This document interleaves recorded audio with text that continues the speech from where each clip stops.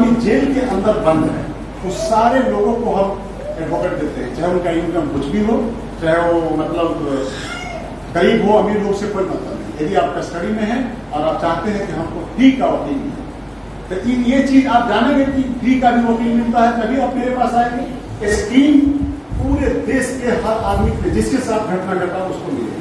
तो ये जिला विधिक प्राधिकार नवादा की तरफ से सबका अभिनंदन करते हैं और क्षमा प्रार्थी है कि थोड़ा प्रोग्राम में विलम्ब हुआ, विलम्ब से हम लोग आए।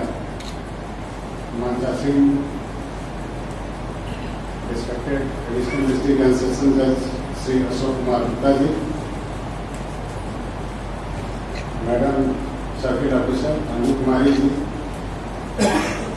यहाँ के प्रधानमंत्री भी पहले भी हमारी इनसे मुलाकात हुई थी और हम इनको विशेष रूप से धन्यवाद देते हैं कि एकदम शॉर्ट ड्यूरेशन में कल रात में हम लोग इनको 8-9 बजे के आसपास खबर किए और उन्होंने प्रोग्राम पूरा तरीके से लोगों को बुला करके एक सफल तरीके से कहा जाए उन्होंने आयोजित कर दी। इसके लिए हम विधिक सेवा प्राधिकार की तरफ से विशेष धन्यवाद देते हैं।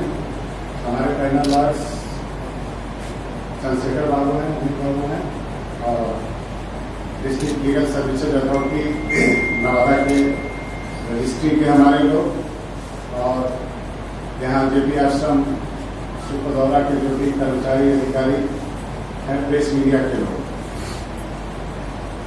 अभी हमारे जो पैनल अधिवक्ता आपको संबोधित कर रहे थे, तो उसमें आज जो हम लोग ये प्रोग्राम कर रहे हैं, ये प्रोग्राम 2 अक्टूबर से शुरू हुआ है और 14 नवंबर तक चलेगा। आज जो हम लोग टॉपिक रखे हुए हैं SC/ST एक्ट पर, ट्राइबल अफेयर्स के ऊपर और पॉवर्टी एलिवेशन के ऊपर। अभी पॉवर्टी एलिवेशन के कार्यक्रम के बारे में सीओ साहब बता रही थी कि लोकल में सरकार की क्या योजनाएं चल रही है और कैसे आपको करना है। सबसे पहले प्रोग्राम के शुरुआत में हम पहले बताना चाहेंगे कि हमारा आखिर ये डिस्ट्रिक्ट लीगल सर्विसेज अथॉरिटी है क्या।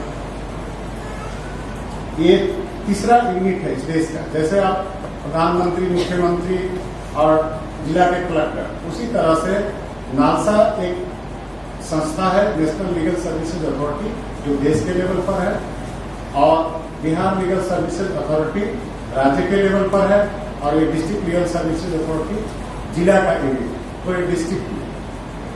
तो हम यहाँ पर प्रोग्राम करने आए हैं तो हमको ये चीज बताना है कि हम आपके लिए क्या करते हैं। पौवापुर के जो लोग भी यहाँ पर या वो या जो भी उपस्थित हैं, अभी आप सुन रहे थे कि इस आसमान जमीन पर 2 मुट्ठी हमारा भी हक है। तो ये कोई जो हम प्रोग्राम कर रहे हैं, इसमें 3 चीज हम बताते हैं। हमारा डिस्ट्रिक्ट लीगल सर्विसेज अथॉरिटी क्या करता है, आपके लिए क्या करेगा। सबसे जो पहला हमारा काम है लीगल अवेयरनेस। लीगल अवेयरनेस का मतलब है कि जो भी कानून इस देश का है, चाहे वो अनुसूचित जाति जनजाति से संबंधित हो या आदिवासियों से संबंधित हो या सामान्य जाति के लोगों से संबंधित हो, जितने भी कानून हैं उसके बारे में अभी हमारे यहाँ नवादा सिविल कोर्ट से 20 टीम पूरे हर ब्लॉक में एक टीम, किसी ब्लॉक में 2-2 टीम मोबाइल वैन से हम लोग प्रसार कर रहे हैं। ये आजादी के अमृत महोत्सव पर ये प्रोग्राम चल रहा है और हमारे जो टीम रिपोर्ट्स कर रही है, जो फोटोग्राफ्स भेज रही है, उसको हम लोग आपको दिखाए नालसा फिल्म में कि आज के दिन भी, इस आजादी के 75 साल के बाद भी हम देख रहे हैं कि गांव में वैसे की वैसी ही स्थिति है। गरीब है, जो अशिक्षित है वो अशिक्षित बना हुआ है, जिसके पास रोजगार नहीं है वो ऐसे ही अपना जीवन यापन कर रहा है। और इसमें जो कमजोर तबके के लोग हैं, जो शेड्यूल कास्ट, शेड्यूल ट्राइब्स, जो बैकवर्ड क्लासेस के लोग हैं, या जो सोशली मार्जिनाइज्ड लोग हैं, जो वंचित क्लास के लोग हैं, उनकी स्थिति बहुत बेहतर नहीं है। उनकी स्थिति और दिन प्रतिदिन खराब होती जा रही है।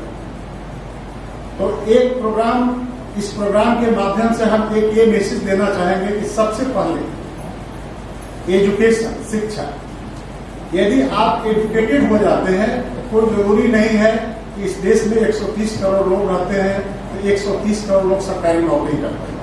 1 करोड़ लोग नौकरी करते होंगे, 1.5 करोड़, बाकी लोग अपना रोजगार करते हैं। तो यदि आप शिक्षित हो जाएंगे तो आप अपना कोई भी व्यवसाय या कोई भी रोजगार, सरकारी नौकरी मिला ठीक है, नहीं मिला आप दुकान खोल सकते हैं, आप कोई बिजनेस धंधा छोटा सा चालू कर सकते हैं। लेकिन एक इलिटरेट आदमी और एक पढ़े लिखे आदमी, दोनों में बहुत फर्क होता है। आप पढ़े लिखे होंगे तो नई नई चीज सोचेंगे कि हमको क्या करना है, कैसे मैनेजमेंट करना है सिस्टम को, कैसे लोगों को रखना है, उसका कैसे प्रचार प्रसार करना है, कैसे हमारा प्रोडक्ट को डिस्ट्रीब्यूट करना है। तो एजुकेशन सारे थीम में है। यदि आप अपने बच्चे को पढ़ाएंगे तो वो सिपाही भी बन सकता है, वो एसपी भी बन सकता है, वो कलेक्टर भी बन सकता है, वो बैरिस्टर भी बन सकता है, वो जज भी बन सकता है। तो मेरा इस अवेयरनेस प्रोग्राम के माध्यम से आपको यह बताना है कि आप सबसे पहले एजुकेशन के ऊपर फोकस करें। अब बहुत व्यक्ति के दिमाग में आ रहा होगा कि हमारे पास तो बच्चों को पढ़ाने के लिए पैसा नहीं है या कम है। तो उस स्थिति में आपको देखना है कि गवर्नमेंट हमारे लिए, सरकार क्या कर रही है। हमारे बच्चों को स्कॉलरशिप दे रही है, ये जो भी आप देखते हो, वृद्धा पेंशन दे रही है, या कोई इंदिरा आवास दे रही है, आपका जन योजना चल रहा है। ये देश के मात्र 4 से 5% लोग टैक्स देते हैं और वही 4-5% लोगों के पैसे से बाकी लोगों के लिए परियोजनाएं चल रही हैं। तो हम कैसे डेवलप करेंगे हमारा विकास? आखिर कौन सा वो दिन आएगा, 75 साल तो बीत गया, अब वो कौन सा ओकेजन आएगा जब हमारे बच्चे भी पढ़ेंगे, हमारे बच्चे भी MPA MLA बने, हमारे बच्चे भी SP DM CO BDO जज बने? आखिर वो कौन सा समय आएगा? उसका कोई एक समय होना चाहिए ना कि हमारे यहाँ से भी कुछ लोग, कुछ अधिकारी पदाधिकारी बने। समाज के सभी वर्गों के लिए मैं मैसेज कर रहा हूँ। तो आप एजुकेशन के ऊपर फोकस करिए। बिहार में शराबबंदी है, शराबबंदी होने से बहुत समाज के जो निचले तबके के लोग थे, जिनका रोज शराब पीने का काम था, आपका 2 पैसा बचेगा तो वो अपने बच्चों के एजुकेशन पर, आप इंग्लिश एजुकेशन पर फोकस करिए। जो आपको हिंदी का, हम लोग नहीं कहते हैं कि हमको हिंदी की जानकारी नहीं है या हिंदी हम कम जानते हैं, लेकिन अपने बच्चों को अच्छे स्कूल्स में पढ़ाइए। बहुत सारे स्कूल्स, आज मैं DPS में प्रोग्राम करके आ रहा हूँ, आप वहाँ पर पढ़ाइए। बहुत सारे स्कूल्स हैं जो यहाँ पर अच्छे आपको लोकल में भी मिल जाएंगे, नवादा हेडक्वार्टर में भी मिल जाएंगे। तो आप अपने बच्चों को पढ़ाइए सबसे पहले। दूसरा, आप देखना है कि उसको क्वालिटेटिव पढ़ाइए। जो एजुकेशन का जो हमारा सेक्टर होना चाहिए कि हम पढ़ाएं, ऐसे ही नहीं पढ़ा रहे हैं, स्कूल गया आया। यदि उसको जरूरत है तो आप 500, 1000, 2000 रुपये बचाकर उसके लिए ट्यूटर रखें, उसको ट्यूशन की व्यवस्था करिए। क्योंकि जैसे देश कोई ऐसा चीज नहीं है, देश आदमी से बनता है। जो भी सिस्टम आप देखते होंगे कि देश और देश के लोगों के हिसाब से जब सरकारें काम नहीं करती हैं, जब प्रशासन काम नहीं करता है, तो लोगों में प्रशासन के प्रति, सरकार के प्रति विद्रोह पैदा होता है। आप देखते होंगे तमाम क्रांतियां होती है, लोग रेसिस्ट करते हैं, वोट पर आ जाते हैं। तो आप सबसे पहले मेरा आग्रह है कि आप अपने बच्चों को आप पढ़ाइए। उसको आप ये मत सोचिए कि गांव में तो अरे ऐसे पढ़ के लोग घूम रहे हैं, कोई नौकरी नहीं मिल रहा है। आप उसको नौकरी के हिसाब से मत पढ़ाइए, आप इस हिसाब से पढ़ाइए कि मान लीजिए कि प्रधानमंत्री जी का इतना दफ्तर फैला हुआ है, एग्रीकल्चर भी है, कुछ प्रोडक्शन भी है, गाय का भी काम है, अपना और भी बहुत सारे इनका कपड़ा भी बनता है। तो आप यदि पढ़े लिखे रहेंगे तभी तो कोई आपको एक ढंग का रोजगार देगा। आप जिस काम के लायक रहिएगा, आप यदि लेबर के लायक रहिएगा तो आपको लेबर का काम मिलेगा। आप सोचिए कि एक ऑफिसर ज्वाइन करता है 10,000 रुपए की नौकरी पर और उसका सैलरी बढ़ के 1 लाख हो जाता है। लेकिन एक हमारा लेबर, एक मजदूर जो 300 रुपया, हम पिछले 50 साल से तो हम देख रहे हैं कि 200-300 रुपए से उसका पैसा बढ़ता ही नहीं है। वो 200 रुपये में, वो 300 रुपये में ही लगा हुआ है। आप पेट्रोल का दाम 50 रुपये से आप 110 रुपये हो गया। तो आपको अपना इकोनॉमिक इंपावरमेंट करना है। और वो कैसे आएगा? जब आप पढ़ेंगे, एजुकेशन होगा तभी आप रोजगार करेंगे, आपको नौकरी मिलेगा, आपको प्रतिनिधि का चुनाव लड़ सकते हैं। तो आपको सबसे पहले जो मूल है, तो इस अवेयरनेस स्कीम का हमारा ये कहना है कि अवेयर कब हुई। अवेयर जब आप पढ़े लिखे रहिएगा। हम आपको आज पॉक्सो एक्ट के बारे में बताएं, आप SC/ST एक्ट के बारे में बताएं। तो SC/ST एक्ट के बारे में क्या आपको पता है? जनरली यही पता है कि हम किसी को जाति के नाम से गाली दे दिए तो हमारे ऊपर मुकदमा करना है, बस आपको इतनी जानकारी है। इससे ज्यादा आप SC/ST एक्ट के बारे में नहीं जानते। तो आप जब पढ़िएगा जब SC/ST एक्ट, तो उसमें आप देखिएगा कि केवल गाली देने से ही मुकदमा नहीं होता है। ये केवल मुकदमा करने के लिए एक्ट नहीं बना हुआ है। जब आप इस एक्ट को देखेंगे तो ये शुरू होता है scheduled caste and scheduled tribes prevention of atrocities act 1989। इसका पर्पस ये नहीं है कि किसी के ऊपर मुकदमा करे। इस एक्ट का 89 में ये एक्ट आया, तो इसका पर्पस है कि आपके खिलाफ कोई अपराध हो रहा है तो उस अपराध को कैसे रोका जाए। यदि उस अपराध के आप विक्टिम हो गए तो हम आपको कैसे कंपनसेशन ग्रांट करें। यदि आपको वकील की जरूरत है तो हम आपके लिए क्या व्यवस्था कर सकते हैं। तो लीगल सर्विसेज जो हमारा जो अथॉरिटी है, तो पहला काम लीगल अवेयरनेस का, जो घूम घूम करके सारे वकील साहब लोग, हमारे पैनल लॉयर्स, इसके बाद हम खुद मैदान में हैं जो प्रचार प्रसार के लिए आपके पास आज उपस्थित हैं। तो दूसरा काम हमारा लीगल अवेयरनेस, समझिए नया कानून पॉक्सो आ गया, जो डोमेस्टिक वायलेंस का आ गया, या इंडियन पीनल कोड का कानून है, एविडेंस एक्ट है। तो आपको बहुत एक्सपर्टाइज नहीं होना है। आपको ये नहीं होना है कि हम सारा वकील जज लोग हैं ही कानून पढ़ने के लिए और वो आपको गाइड करने के लिए, लेकिन आपको बेसिक जानकारी होना चाहिए कि यदि लड़की है और हमारा एज 18 से कम है, तो यदि मेरे साथ कोई अपराध हो जाए तो हम क्या कर सकते हैं, हम कहाँ जा सकते हैं। हम कोर्ट में जाएंगे, हम मजिस्ट्रेट के यहाँ जाएंगे, कि हम CO साहब के यहाँ जाएंगे, हम कहाँ जाएंगे। ये इतना बेसिक जानकारी होने के बाद आप तभी अपने अधिकारों का उपयोग कर सकते हैं। तो हमारा दूसरा काम है लीगल एड। ये लीगल एड क्या, इसको समझना है कि लीगल एड में कुछ हमारे यहाँ पंपलेट लाए हैं आप लोग, जी पंपलेट आया तो बता दीजिए। दिया गया इसमें 1.5 लाख रुपए तक जिनका इनकम है, 1.5 लाख रुपए तक, चाहे किसी जाति बिरादरी के हो और उनको किसी पैसे के चलते, आप ये संविधान देख रहे हैं ना, इस संविधान को ड्राफ्ट किए थे डॉक्टर B.R. अम्बेडकर साहब और डॉक्टर राजेंद्र बाबू, उसी कॉन्स्टिट्यूएंट असेंबली के चेयरमैन। तो ये संविधान जो केवल एक सेक्शन संविधान का है, आर्टिकल 39A, जो कानूनी सहायता का बात करता है, उसी पर पूरे देश में अभियान चल रहा है। इसलिए केवल एक सेक्शन इसका हम बता रहे हैं। तो मेरे कहने का मतलब है कि जिसका भी 1.5 लाख रुपए से कम इनकम है, जो गरीबी रेखा में है, चाहे वो किसी जाति बिरादरी का हो, और पैसे के अभाव में यदि वो मुकदमा नहीं लड़ सकता है, तो हम जो है डिस्ट्रिक्ट लीगल सर्विसेज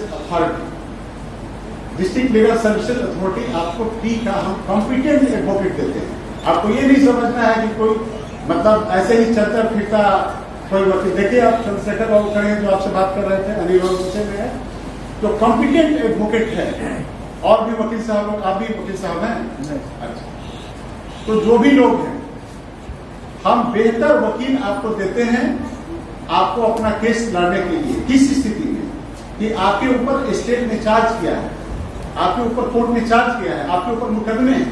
आपको एक एग्जाम्पल दे रहा हूं, आप असमल कसाब का नाम सुने होंगे, जो बहुत बड़ा टेररिस्ट था, जो बॉम्बे में जो कांड हुआ था जिसमें लोगों को सड़क स्टेशन पर गोली मारा।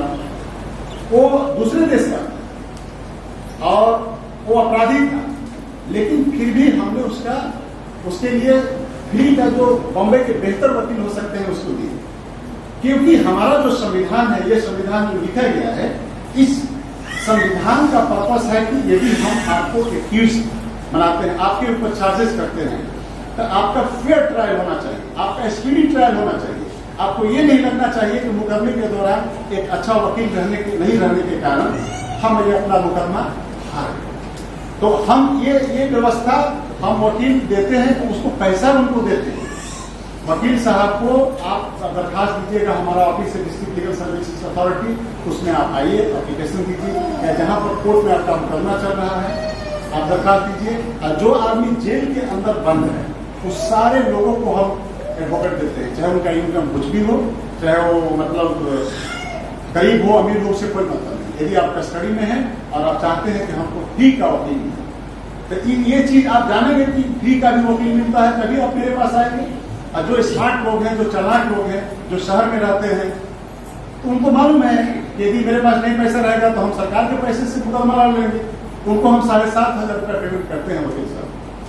तो आपको फ्री का वकील चाहे किसी भी तरह का, आपका कुछ एक्सेप्शन है, उसके अंदर कुछ एक्सेप्शन है कि आप राष्ट्रद्रोह का मुकदमा करेंगे तो उसमें हम आपको नहीं देंगे, कुछ ऐसा है बहुत हीनियस ऑफेंस आप करेंगे, लेकिन जनरली मैंने एक्सेप्शनल छोड़ के सभी केसेस में हम आपको लीगल एड में एडवोकेट देते हैं। तो ये व्यवस्था हमारे इस किताब के अंदर है, लीगल एड की व्यवस्था, एक कॉन्स्टिट्यूशनल प्रोविजन है।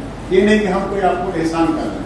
जिन्होंने भी ये संविधान लिखा है उन्होंने ये व्यवस्था की है, वो आम आदमी के जो जमीनी स्तर पर जो कौआपुर के पहाड़ के जंगलों में रहता है, ये उनके बारे में भी लिखते समय सोचे कि भाई उसके पास कहीं पैसा ही नहीं होगा, वो रोज उसको खाने का पैसा नहीं रहता, मुकदमे कहाँ से लड़ेगा।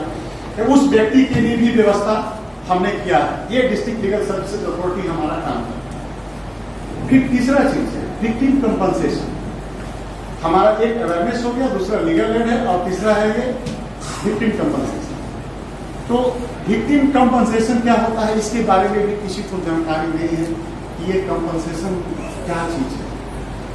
तो हम इसके बारे में आपको बताएंगे। विक्टिम कंपनसेशन आज चूंकि प्रोग्राम SC/ST के लिए स्पेशली है, तो schedule caste and schedule tribes act के अंदर जब आप इसको खोलेंगे और इसको पढ़ के लास्ट में जब जाएंगे तो इसमें SC/ST प्रिवेंशन और कंट्रोल रूल्स दिया हुआ है 1995।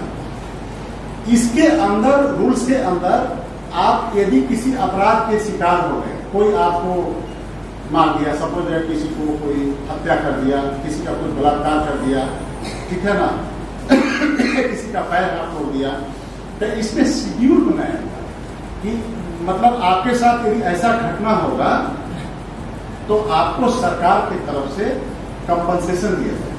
ये कंपनसेशन के लिए आपको हमारे यहाँ नहीं आना, ये DM साहब के यहाँ एप्लीकेशन करता है। DM साहब के यहाँ बोर्ड है, उसमें SP साहब से और लोग मेंबर हैं, और वहां पर आपको SC/ST एक्ट के तहत कंपनसेशन 4 लाख रुपये तक है। उसमें है कि जैसे एक केस हो गया तो 25% देना है, चार्जशीट फाइल हुआ तो फिर 25% देना है, फाइनल केस हो गया।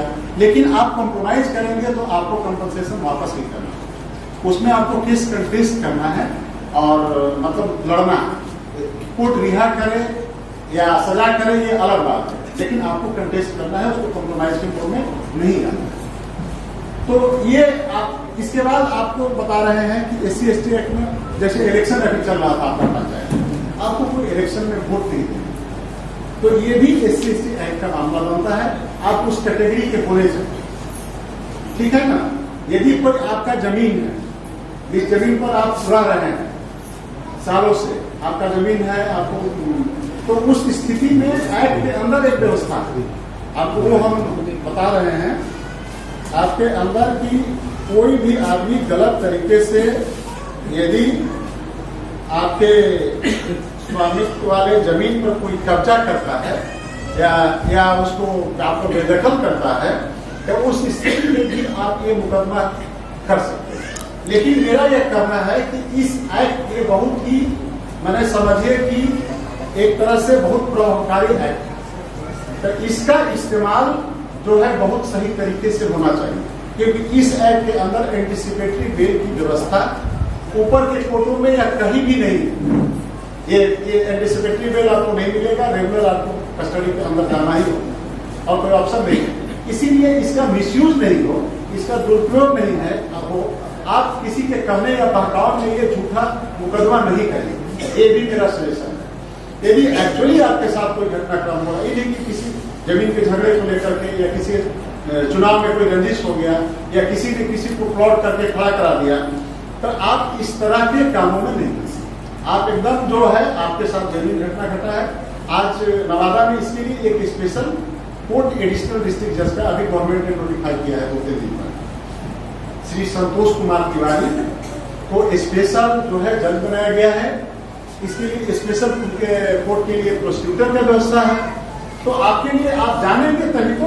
आपके साथ कोई घटनाक्रम हो गया, मान लीजिए कोई आपका पैर तोड़ दिया, तो उसके लिए कुछ कंपनसेशन 50 लाख जो भी व्यवस्था है, तो आप जाएंगे तो आपको मिलेगा। अब हम बताते हैं, ये SC/ST एक्ट के अलावा हमारे यहाँ बिहार विक्टिम कंपनसेशन रूल्स है 2014 का है। और एक लक्ष्मी अग्रवाल केस हुआ सुप्रीम कोर्ट में, जिसमें एक महिला के ऊपर एसिड फेंका गया। उस लक्ष्मी अग्रवाल केस के बाद 2019 में एसिड फेंकाए वाले लोगों के लिए भी अलग से कंपनसेशन का बहुत अर्जित व्यवस्था वाला एक्ट अमेंडमेंट हमारा हुआ है स्कीम।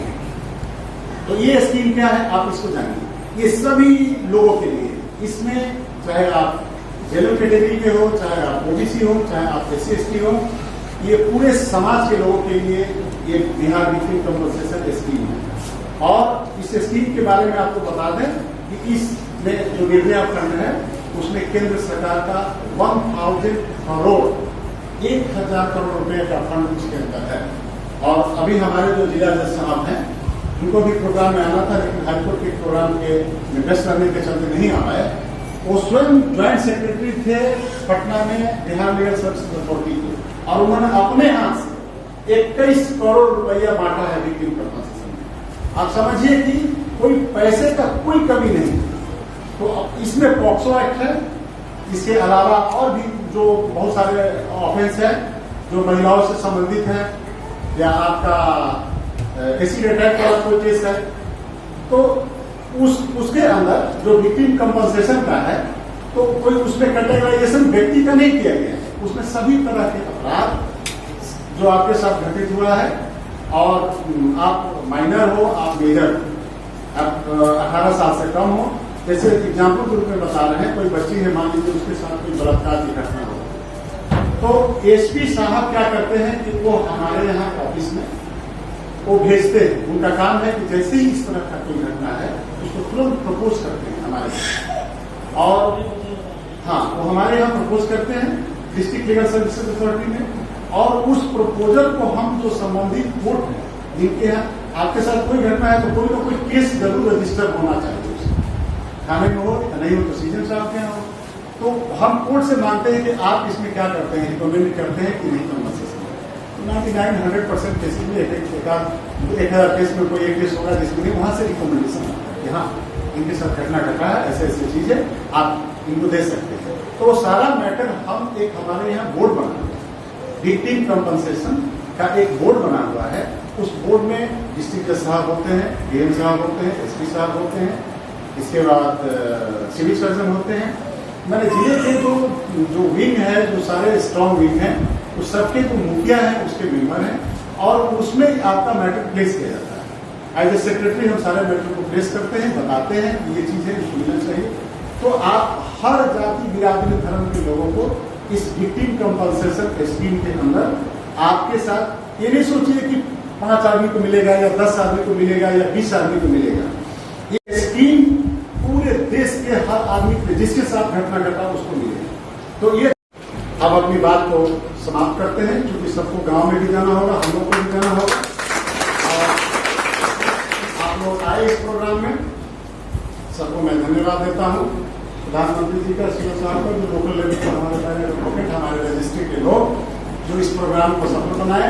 और हम यही चाहेंगे कि कोई दिक्कत परेशानी हो, आप लोग आइए भी डिस्ट्रिक्ट लीगल सर्विसेज अथॉरिटी, और इसका आप फायदा उठाएं।